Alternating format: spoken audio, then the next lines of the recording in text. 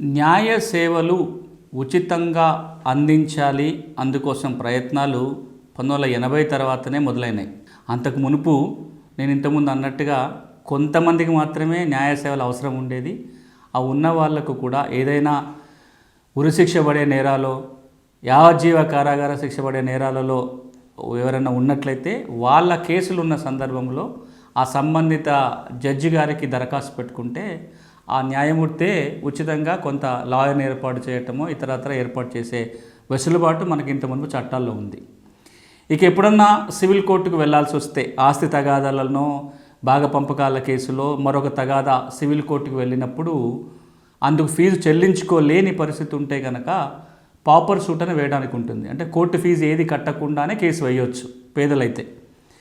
ఒకవేళ కేసు గెలిస్తే కనుక కేసు గెలిచిన తర్వాత అందులోకి వెళ్ళి కొంత డబ్బుల్ని కోర్టు ఫీజు కింద మినాయించుకుంటారు. అప్పుడు అవసరాలు తక్కువ, ఆ కొద్ది గొప్ప అవసరాలు తీర్చడానికి కొంత యంత్రాంగం ఉండేది, కొంత వెసులుబాటు ఉంది. కానీ పెరిగిన అవసరాల దృష్టిలో న్యాయ సేవలని మనం ఉచితంగా అందించగలిగితేనే ప్రజలకు న్యాయం జరుగుతుంది.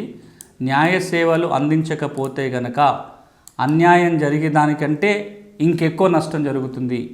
అన్యాయం జరిగితే ఒక ఎత్తు, ఆ అన్యాయాన్ని సరిదిద్దుకోవడానికి కోర్టుకు వెళ్ళలేని పరిస్థితులు కనుక ఉంటే అది అన్నిటికంటే ఇబ్బంది పెట్టేది, అన్నిటికంటే ఎక్కువ బాధ పెట్టేది. ఎందుకు కోర్టుకు వెళ్ళలేరు అంటే కావాల్సిన న్యాయ సేవలు ఉచితంగా అందుబాటులో లేకపోతే చాలామంది పేదలు కోర్టుకు వెళ్ళలేరు.